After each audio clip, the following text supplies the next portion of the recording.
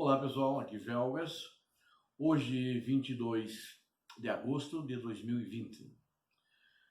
Lamentavelmente, a política, a geopolítica, as relações internacionais, muitas vezes é feita com sangue. Nós temos aqui, basicamente, do meu ponto de vista, três grandes nações que têm a maior influência, o maior peso nas relações internacionais e procuram fazer seus blocos, suas áreas de influência, tentando suplantar uma outra, tentando ser uma mais poderosa que a outra, quer economicamente, quer militarmente. E é lógico, isso tem impacto na cultura, tem impacto na economia, na produção. Mas essas três nações são basicamente os Estados Unidos da América, em segundo a Rússia, em terceiro a China. Esse primeiro, segundo e terceiro não são em ordem de poder, uma ordem aleatória que eu dei aqui. Nesse vídeo de hoje, eu vou falar basicamente a área de influência da Rússia e dos Estados Unidos, que são duas forças que se contrapõem. Num outro vídeo, falarei sobre a questão dos Estados Unidos e da China e como eles se contrapõem e como eles se relacionam, assim, tal como a Rússia com os Estados Unidos e a Rússia com a China, como eles se relacionam nessa geopolítica internacional. Mas é importante destacar aquilo que eu falei, que nem sempre ela é feita só de conversa, nem sempre ela é feita somente de paz e amor, mesmo que os grandes não briguem entre si, mas os peões brigam entre si, ou as torres, né, de cada um dos lados, nesse jogo de xadrez internacional, os bispos, né, esse emaranhado todo e muito complexo. Eu vou agora começar a contar isso e vou mostrar algumas fotos aqui no meu computador aqui que eu preparei para essa apresentação. Bom, essa figura aqui que vocês estão vendo é conhecida de todo mundo, é o presidente da Rússia, Vladimir Putin, que sonha em ter a Rússia como o primeiro país do mundo, a Rússia grande, uma Rússia que ele acha que existia, a grande saudade dele ainda é do tempo de Stalin, né? Que ele acha que a Segunda Guerra Mundial foi ganha por causa da Rússia, e quem comandava, quem governava a Rússia, não digo a Rússia, a União Soviética, mas governava de Moscou, como se fosse a Rússia, era o camarada Stalin, que na realidade é um dos maiores genocidas que já existiu no mundo, né? Provocou o Holodomor na Ucrânia, onde morreram mais de 10 milhões de pessoas de fome, ou seja, assassinou 10 milhões de pessoas, mulheres, crianças, adultos, etc. Mas não é o caso agora, isso já foi abordado no outro vídeo. Então ele tem uma posição muito importante e os problemas dele começam na fronteira dele, né? Os problemas do Putin começam com a Ucrânia, né? Cujo presidente é o Volodymyr Zelensky, um rapaz novo de 41 anos, e lá começam os problemas com ele. O sonho do Putin é fazer uma união de nações, como era a União Soviética. Não sei que nome seria, né? Se seria o mesmo nome ou não, isso ainda não é divulgado. E ele, para isso, queria trazer a Ucrânia, mas houve aquele Euromaidan, não deu certo, houve um derramamento de sangue muito grande naquela praça da Ucrânia, patrocinado pelo antigo presidente da Ucrânia, o Yanukovych, que é um criminoso, né? Na minha opinião, deveria ser julgado, embora que ele está foragido na Rússia. E aí eles invadiram a Crimeia e invadiram Donbás. Então esse é o principal problema, e eles querem justamente essas nações, eu diria, mais pelo lado econômico do que qualquer coisa. Mas existe também uma outra opção, que é uma barreira entre tropas vindo da Europa para atacar a Rússia. Que não, isso a curto prazo, a médio prazo, não vai acontecer. A Europa não tem, nem os Estados Unidos, vontade de fazer guerra contra a Rússia. Eu diria também, nem a Rússia tem, mas ela adota uma postura muito belicista, né? Então esse hoje, o presidente da Ucrânia, é um rapaz novo de 41 anos e que está fazendo todos os esforços para acabar com a guerra lá no Donbás, né? A guerra com a Rússia, que a Rússia diz que não é com ela, é com os separatistas, né? Separatistas é nome de fachada, vamos chamar assim, nome fantasia. Na realidade, é o exército russo, ou seja, chamado de Grupo Wagner, que são os mercenários contratados pelo russo, que esses soldados russos que já profissionais da guerra, que já serviram em outros frontes, vamos chamar assim, né? Então, esse é um dos problemas da... E outro problema que ele tem hoje é com a Bielorrússia, né? Que já abordei fartamente aí nos meus últimos vídeos, né? E que ainda não está resolvido e as manifestações lá continuam. E eu coloquei aqui o presidente Zelensky da Ucrânia, junto com ele, uma reunião que ele teve com o presidente brasileiro, Jair Bolsonaro, em outubro do ano passado, no dia 22 de outubro, em Tóquio, em 2019.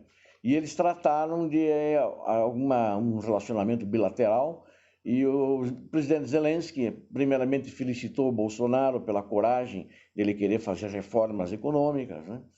E felicitou também na postura dele contra a corrupção, e também disse que tinha vontade de comprar aviões Tucano para o treinamento da Força Aérea, na academia deles, dos oficiais, que vão ser os pilotos da Força Aérea Ucraniana, né? Mas ficou aquela conversa, ainda não avançou, parece que está um boato aí que alguma coisa vai avançar para frente, mas ainda não vi nada concreto que, de fato, um contrato já com prazos estipulados para ir avante, né? Mas é importante isso aí, na realidade, na geopolítica bilateral, que eu pretendo fazer um vídeo exclusivo sobre o Brasil e a Ucrânia, né? Então, mas a gente espera que, de fato, esses tucanos sejam vendidos, e assim como outros equipamentos, outros produtos, né, que o Brasil possa vender e possa comprar também da Ucrânia. Principalmente a Ucrânia, que tem condições de ajudar tecnologicamente o Brasil, né? Tem muita capacidade tecnológica. Agora, saindo dali, a Rússia, vamos dizer, e os Estados Unidos têm problemas no Oriente Médio, né? O Oriente Médio já há muito tempo ocupado pelas tropas americanas, principalmente depois do dia 11 de setembro, em que explodiram aquelas torres na cidade de Nova York, nos Estados Unidos, onde os Estados Unidos começa invadindo o Afeganistão para buscar culpados e depois invadiu o Iraque. E foi se expandindo, e aí depois veio a guerra da Síria, e eles tinham como objetivo tirar o ditador Bashar al-Assad. Mas, agora no final, parece que dá a impressão assim, eles se retiraram da Síria, já tinham saído do Iraque, ou seja, houve uma espécie de uma capitulação. Eu não sei se foi um acordo ou não, né? Na realidade, quem salvou o presidente Bashar al-Assad foram os russos. Ele estava perdendo a guerra, os Estados Unidos junto com grupos rebeldes, e eles acabaram dando a volta por cima. E os Estados Unidos se retirou, agora não há muito tempo, fartamente divulgado nos órgãos de imprensa. Estados Unidos e americanos deixaram o Iraque. E o que aconteceu? Os russos ocuparam espaço, né? Ocuparam espaço, inclusive usando as bases americanas, que eram dos americanos, né? Graciosamente, quer dizer, os americanos foram embora, levaram os equipamentos, mas as instalações ficaram lá. E os russos chegaram e ocuparam essas instalações na Síria. E levaram a Síria para as fronteiras originais, né? E os Estados Unidos lá têm uma série de alianças muito importantes com países muito fortes, tais como Israel. Israel não gostou no começo da retirada das tropas americanas, né? Porque representava inclusive uma segurança para Israel de possíveis ataques vindos da Síria, né? O mesmo do Líbano, do Hezbollah, que é um grupo terrorista. Então ficou um pouco no ar essa questão aí. Até na época o presidente Benjamin Netanyahu declarou que na realidade Israel vai ter que se virar sozinho e não vai mais procurar depender dos Estados Unidos. Muitas vezes essas coisas são questão de retórica na negociação entre os países, né? Mas temos certeza, é claro, que os Estados Unidos não vão abandonar Israel. Isso aí, se alguém disse isso, alguém falou isso, isso é lendas, né? São as lendas que existem também nas relações entre países e dizer que um país é mais forte que o outro, aquele é mais fraco, um tem mais força militar que o outro. São muitas lendas porque, na realidade, as forças nunca se enfrentaram, nem as forças russas com os americanos e vice-versa, né? Na realidade, o que acontece ali é uma série de conflitos por questões religiosas e questões políticas que acabam se misturando, né? Tem o caso do Irã, que praticamente ele tem a principal meta dele é aniquilar com o Estado de Israel. Isso também é uma lenda que nunca vai acontecer. Os israelenses não vão deixar isso acontecer. Por causa disso, eles têm provavelmente o exército mais equipado da região, serviço secreto, o melhor serviço secreto da região. Então, isso efetivamente não vai acontecer. Mas os russos, sem dúvida, salvaram Bashar al-Assad, né? Isso aí é uma coisa que, para mim, isso é muito claro, se eles não tivessem intervido lá. Mas os russos fizeram outra coisa que eu acho que combinando a geopolítica do Oriente Médio, combinando com a geopolítica da Europa. Vejam só, quando os russos chegaram e começaram a bombardear as regiões, por exemplo, Alepo, né, outras cidades naquela região, Síria e todo o entorno, o que aconteceu? Esse pessoal do grupo Wagner, que eles levaram para lá também, contratados, como agitadores, não só como mercenários de combate, começaram a agitar no meio da população, com contratados locais que eles conseguiram, que as pessoas deviam sair dali, por causa dos bombardeiros, né?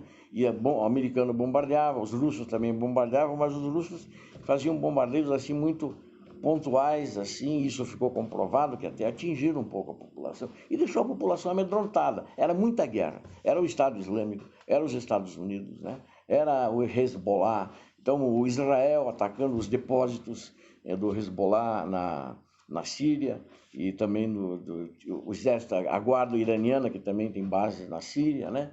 E no Líbano, e por aí. Então são incessantes conflitos, incessantes guerras, você não sabe quando é que vai passar uma bomba perto da tua casa. E eles incentivaram as pessoas a sair de lá. Mas eles não incentivaram as pessoas a sair para países considerados um pouco mais estáveis na região e se fixarem lá, embora que essas pessoas tenham abrigados também exilados, como a Turquia, a Arábia Saudita, etc., mas num número bem menor. Eles fizeram esse pessoal ir a pé, né? Para onde? Para a Europa, porque a qualidade de vida lá é maior, mas eles tinham também um interesse de fazer uma desestabilização econômica, né? Essa é uma opinião de juízo meu, ou seja, Putin tem interesse em enfraquecer a Europa, tem interesse em enfraquecer a OTAN. Não sei se ele conseguiu ou não sei quanto ele conseguiu, caso tenha conseguido. Então, por causa disso, esses milhões, né, não são milhões de imigrantes que ficaram na Alemanha, ficaram na França, em menor número na Inglaterra, né, no Reino Unido. Lá é mais difícil porque é uma ilha, você tem que atravessar de barco, então não consegue. Eles conseguiram barrar, mas muitos assim mesmo passaram. Então essa é uma questão muito complicada, né? A questão do Oriente Médio. E, na realidade, eu diria o seguinte, eu considero que os americanos perderam. E assim que eles saíram de lá, os turcos, que estavam assim de uma maneira não muito envolvidos em guerra, saíram, vamos dizer assim, das suas bases, né? Eu ia dizer, vamos dizer assim, das suas tocas, né? Mas na verdade saíram das suas bases e passaram a atacar um dos principais aliados dos Estados Unidos, que os Estados Unidos defenderiam se estivesse lá. Então a gente não sabe como é que foi esse acordo, aparentemente é um acordo, e começaram de perseguir os curdos, né? Eles não querem os curdos formem um país, porque tem curdos em diversos países, ali na Síria, tem curdos na Turquia, e naquele entorno ali, em mais regiões, e eles estavam armados até pelos Estados Unidos. Então, começou, na realidade, como eles eram mais fracos, o exército turco é um dos exércitos muito fortes na região também, competem em condições de igualdade, talvez ali com Israel, com a Arábia Saudita, que é muito bem armada, né? Então, é um exército muito forte. mas começaram indiscriminadamente, ninguém fez nada. Os curdos não eram aliados dos russos, lá estavam os russos. Mas o problema que deu também é que eles entraram na Síria. A Síria era aliada do Bashar al-Assad e pegaram um pedaço da Síria ali onde estavam os curdos, estavam mudando o mapa de novo. Então, essa confusão toda provocada pela Turquia gerou uma indisposição, inclusive com outros países europeus, como a França, né, a Alemanha, né, e na própria região, com o Egito, né, com o próprio Irã, Iraque. Na realidade, em geral, há uma comoção contra, porque o que eles notaram é o seguinte: a Turquia, o presidente Erdogan, aparentemente ele quer ser califa da região. Né? O que é o califa da região? Ele quer ser uma espécie de principal mandatário no mundo islâmico, né? Sob o ponto de vista religioso, sob o ponto de vista econômico e sob o ponto de vista militar. Essas três, nesse tripé aqui. E ele tem força para isso, ele tem dinheiro, né? Eles estavam com problemas econômicos, o Catar aí emprestou muito dinheiro para eles, alguns bilhões. Então essas pessoas aqui, na realidade, foram as responsáveis, né? O Trump pela retirada americana, que eu estou chamando de uma, talvez, derrota, talvez de uma capitulação, ou um acordo com o Putin, né? Ou um acordo com o Putin.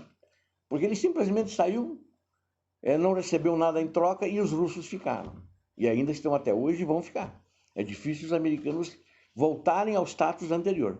E o Erdogan que resolveu, o último ali, bem à direita, que resolveu mostrar as mangas de fora e está se indispondo com todo mundo. E também está abrindo muitas frentes. Ele está tendo problemas com a Grécia, no lado europeu, nessa geopolítica. Está reivindicando algumas ilhas, como historicamente, há centenas de anos atrás, pertenciam à Turquia, na realidade, era o Império Otomano Turco, né? Então, eles eram os otomanos. Então, ele está começando a reivindicar isso. Né? Então, desculpa. Então, é a situação muito complicada ali, né? E é uma situação, uma política internacional que não está se resolvendo e nunca efetivamente conseguiu se resolver com paz duradoura. É um sangue diário. Todo dia alguém morre, todo dia alguém dá um tiro, todo dia alguém lança mísseis. Então é uma região de muito, diria até um termo, desamor. Precisava de mais amor ali, né? E na realidade é um ódio mútuo entre as nações.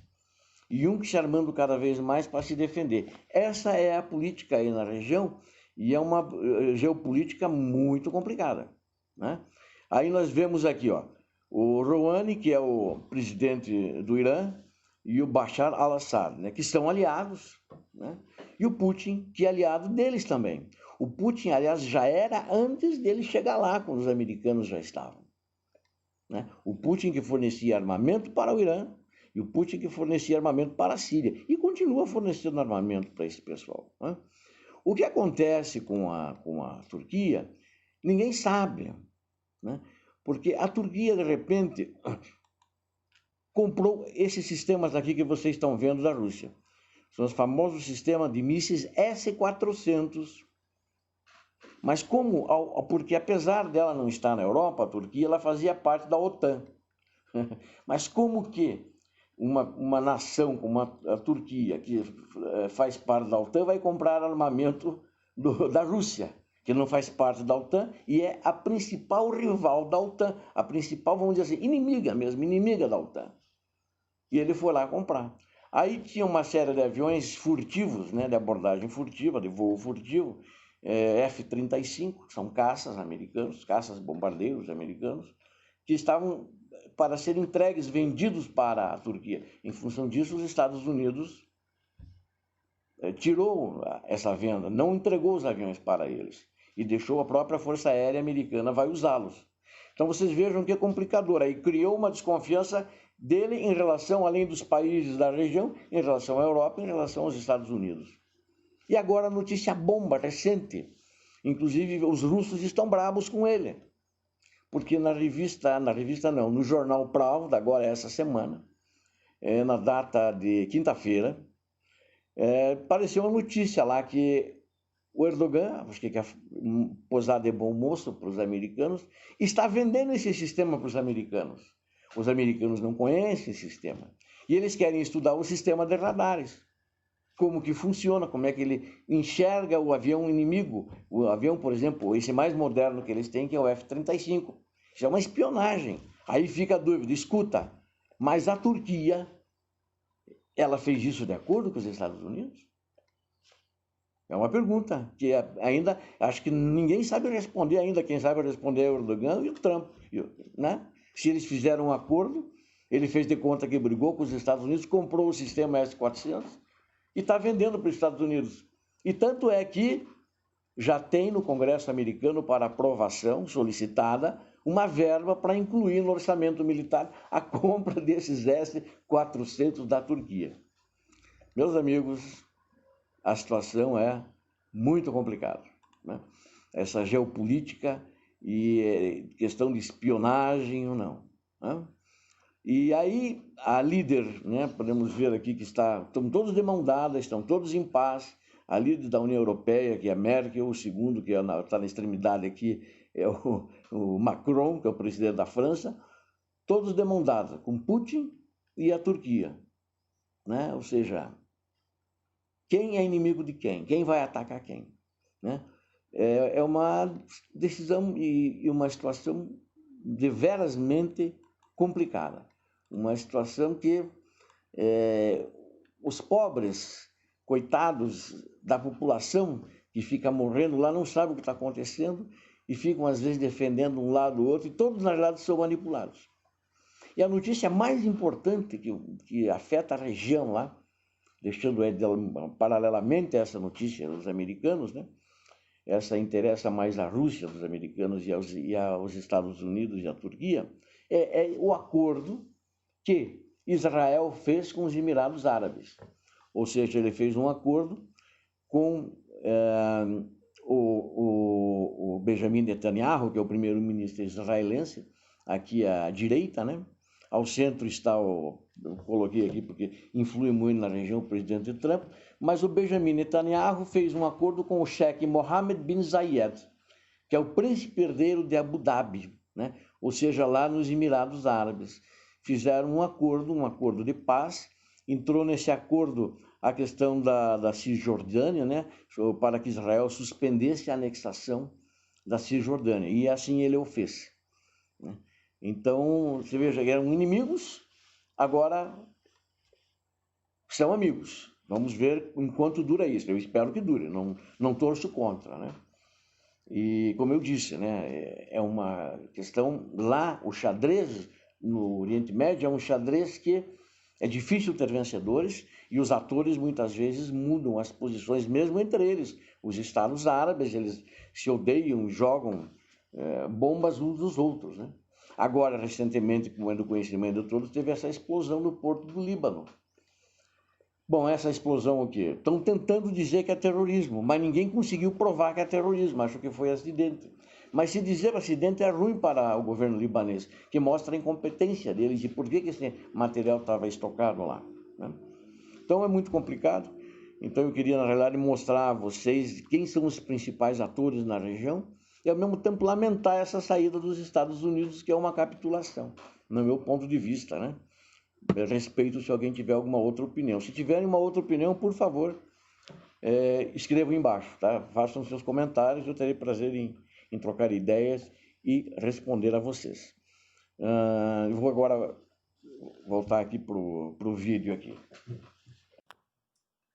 Bom, como vocês viram, essa questão aí do Oriente Médio é a mais complicada. Eu diria, é um local provavelmente mais sanguinário que tem no planeta, onde mais morre gente por causa de conflitos nessa questão geopolítica, e hoje o interesse é das duas principais nações, embora que a Turquia abriu uma negociação, uma porta de negociações com a China para fornecimento de armamento e outros produtos, né? Mas ainda está incipiente, ou seja, a China está tentando colocar também o pé dela ali através da Turquia, mas não tem nada ainda assim encorpado como em relação aos Estados Unidos, em relação à Rússia, né? A Rússia, a gente poderia até dizer, não, mas eles também estão aqui na América do Sul, na Venezuela. Sim, estão, mas não é muito representativo e é muito isolado, né? Acho que hoje a Rússia, apesar dela vender também, não é o sistema S-400, mas ela vendeu o sistema S-200 para a Venezuela já há um tempo. Inclusive existem pessoas treinadas do Grupo Wagner que estão treinando e que, na verdade, é eles que manuseiam esses sistemas ainda. E mais fazem a segurança do ditador Maduro. Mas então ela não tem o mesmo impacto no relacionamento e política mundial versus a Europa, versus Rússia, versus Estados Unidos, que tem no Oriente Médio. Por exemplo, no Oriente Médio pode explodir uma guerra até mundial, né? Esse emaranhado, essa coxa de retalhos de guerras, de ataques que tem lá. Pode. Não acredito. Essa guerra, ela não seria... tenho certeza de uma coisa, os Estados Unidos e a Rússia não vão se defrontar.